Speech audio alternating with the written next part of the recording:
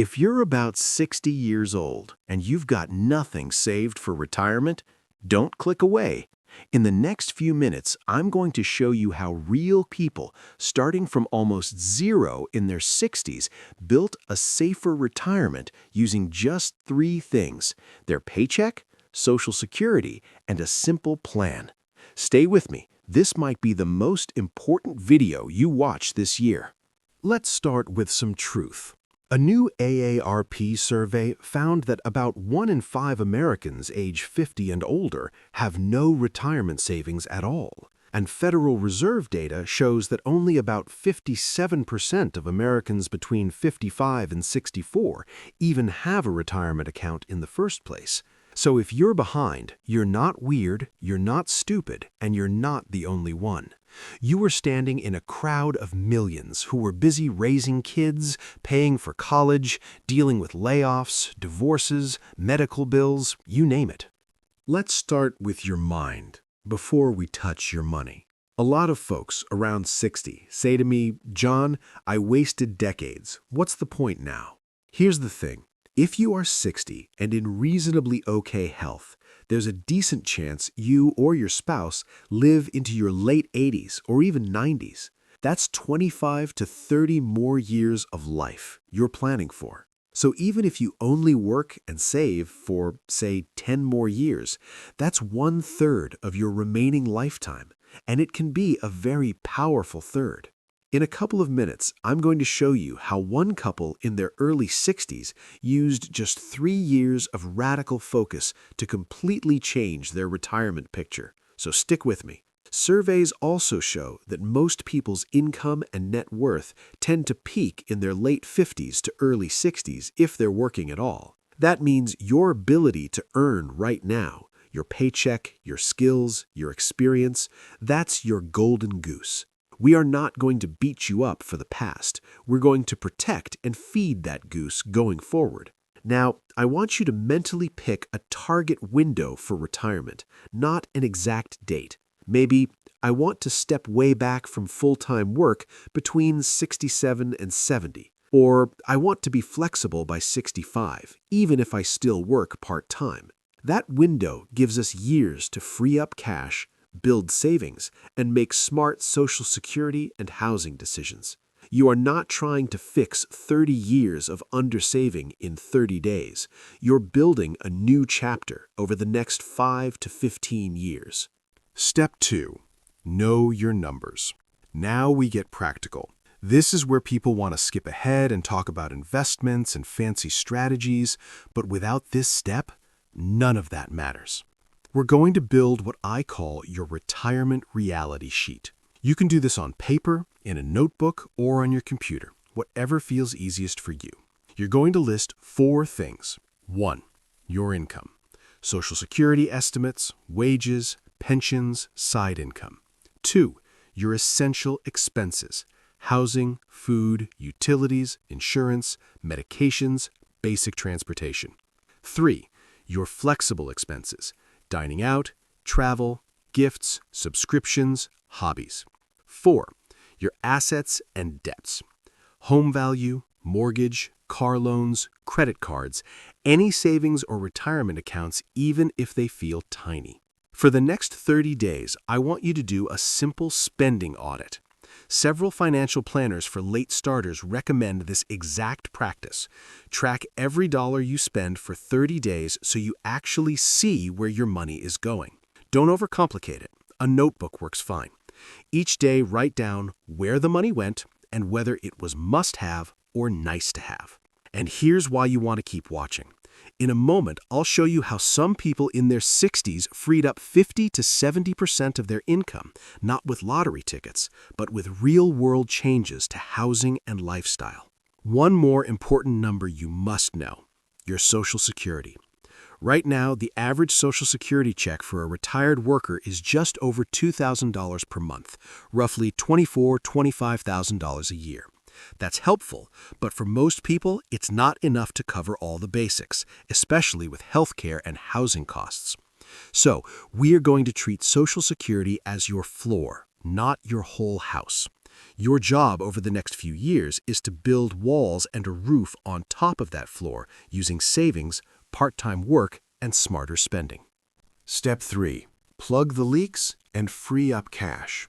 Once you see where your money is going, you'll notice something. Your retirement problem isn't always just an income problem.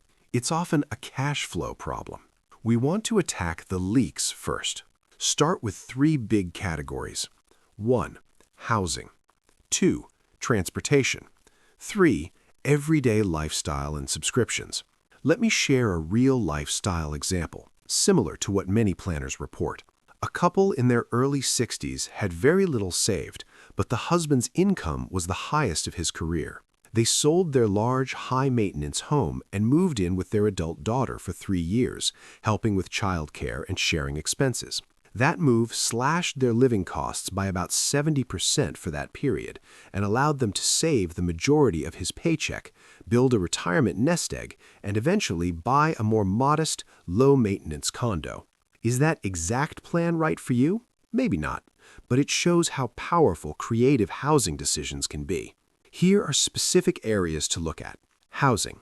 Could you downsize to a smaller place with lower property taxes, insurance, and utilities? If your home is almost paid off, could you sell and move to a cheaper area, freeing up equity to invest for retirement? Car and transportation. New cars, big loans, and leases eat a huge chunk of cash. Many advisors urge late starters to ditch the expensive car, buy a reliable used car with cash if possible, and free up hundreds per month. Subscriptions and lifestyle. Go through your bank and card statements line by line. Cancel things you don't use. Cut back on how often you eat out. Shop more deliberately for groceries and utilities. Here's a little thought experiment. Imagine, just for a moment, that for the next 10 years you had 0 expenses. Every dollar you earned could be saved and invested. Obviously, that's not real life, but it helps you see the point. Every dollar you don't spend is a soldier that can go work for your future self. Now, of course, you still need to live, but if you can free up even $500 to $1,500 a month by downsizing and trimming, over 10 years that can compound into a meaningful nest egg, especially if you invest it steadily in a simple, diversified portfolio. And remember, your goal is not to suffer forever. Many late starter plans involve a temporary, more intense 3 to 5 year push, like the couple who downsized for 3 years, followed by a more comfortable, sustainable lifestyle once the savings foundation is built. Stay with me, because next we're going to talk about what most 60-year-olds don't want to hear but absolutely need to hear: working longer and playing the Social Security game the smart way. Step 4. Work longer, but work smarter. For decades, everybody treated 65 like the magic retirement age, mostly because of old Social Security and Medicare rules. But today, with people living longer, many planners say that for a lot of folks, 70 is the new 65. I know that might sound depressing at first, until you realize what working a few extra years does for you. 1. Every year you keep working is a year you don't have to live off savings. 2. You can keep contributing to retirement accounts, including special catch-up contributions that people over 50 are allowed to make in many 401ks and IRAs. 3. Your Social Security check can grow if you delay taking it. Right now, the average retired worker benefit is around $2,000 a month. But delaying from your early 60s closer to 70 can significantly boost your monthly check because of how Social Security's delayed retirement credits work. That bigger check later in life can be a lifeline when you're in your 80s and 90s and maybe not working at all. Picture future you at 82 years old. Do you want that version of you to be choosing between prescription drugs and groceries, or to have a little breathing room because 60-year-old you was willing to work a couple extra years and delay benefits? Now, working longer doesn't always mean grinding away at the job that's slowly killing your spirit. Many people in their late 50s and early 60s shift from a high-stress full-time job to a lower-stress job they actually like. Turn a hobby into income? Woodworking, tutoring, consulting, pet care, part-time retail, or do part-time or seasonal work while receiving Social Security, staying under the earnings limits. Remember, your ability to earn an income is your greatest asset when you're late to the saving game. We want to protect that asset. Take care of your health, keep your skills sharp, and don't be afraid to change lanes if your current job is unsustainable. In just a moment, I'm going to show you how to connect this with your saving and investing plan so that every extra year of work is actually building you a retirement, not just making you tired. Now we bring together your freed up cash and your extra working years. This is where we move from I'm doomed to I have a plan. First, let's talk about where to save. If you have access to a 401k at work, especially with a match, that's usually the first stop. Many plans allow people over 50 to put in more than younger workers through catch-up contributions.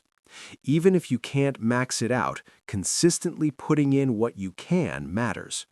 If you don't have a workplace plan or you want to save more, look at IRAs and, depending on your situation, Roth IRAs. The right mix depends on your income, taxes, and whether you expect your tax rate to go up or down later. For investing, you do not need to become a day trader staring at stock charts. In fact, most late starter plans are built on boring, diversified funds, things like broad U.S. stock index funds, maybe some international, and appropriate bond funds as you age. We're aiming for a reasonable long-term return, not a get-rich-quick scheme. Historically, diversified stock portfolios have produced somewhere in the mid-single to high single-digit returns over long periods, though the future is never guaranteed. The key for you is start now, be consistent, and don't panic every time the market wiggles. Now, let's connect this with Social Security. 1. Get your own numbers. Create an account at ssa.gov and download your personal statement so you can see what you'd get at 62, at your full retirement age, for many of you that's around 67, and at 70. If your health is reasonably good and you can work longer, consider delaying benefits to increase your monthly check while your savings grow in the background. 3. If your health is poor or you truly cannot work, you may need to start earlier, and that's okay. The key is to make that decision based on a plan, not panic. Remember, for many Americans, Social Security is their largest single source of retirement income, and for about half of older households, it's more than half of their income. So treating this decision casually is like treating your heart surgery casually. You want a strategy. We also need to talk about your home, because for many Americans in their 60s, the house is the biggest asset they have. Some people are what we call house rich and cash poor. Most of their net worth is in home equity, but they're struggling with monthly expenses. Options might include downsizing to a smaller, more affordable home and investing some of the freed-up equity, moving to a lower-cost state or community to reduce property taxes and living costs. In some very specific situations, considering a home equity conversion mortgage, also known as a reverse mortgage. Newer versions of these loans have more protections, but they are complex and they are not right for everyone. Many retirement experts treat them as a last resort or a very carefully planned tool, not a first move. If you ever consider a reverse mortgage, please talk with a qualified fiduciary financial planner or housing counselor who understands them well. This is not a button you push casually. All right, let's pull this together into something you can actually do when this video ends. Here's your late starter retirement action plan. 1. Mindset and timeline. This week. Accept that you're not alone and it's not too late. At least 1/5 of Americans 50 plus are in a similar boat. Pick a retirement window instead of a magic age, maybe 67 to 70. 2. Know your numbers, the next 30 days. Build your retirement reality sheet. Income, essential and flexible expenses, assets, debts. Do a 30-day spending audit and be honest about what's must-have versus nice to have. 3. Plug leaks, the next 3 to 12 months. Attack housing, cars, and lifestyle costs. Consider bold but temporary moves, downsizing, roommate or family arrangements, to slash expenses for a focused 3 to 5 year push. 4. Boost income and protect your health ongoing. Keep working longer if you can, maybe in a different, less stressful role. Invest in your physical and mental health so you can earn and enjoy life longer. That may be one of the best financial decisions you make. 5. Build savings and set a Social Security strategy the next 1 to 10 years. Use 401ks, IRAs, and catch-up contributions where possible. Choose a simple, diversified investment approach you actually understand. Make a deliberate Social Security decision based on your health, work plans, and need for income, not just fear of missing out. Listen, friend, you may not end up with the picture-perfect retirement commercial of a couple on a yacht, but you can absolutely move from fear and helplessness towards stability and dignity. You are more capable than you feel right now. You have experience, resilience, and years ahead of you.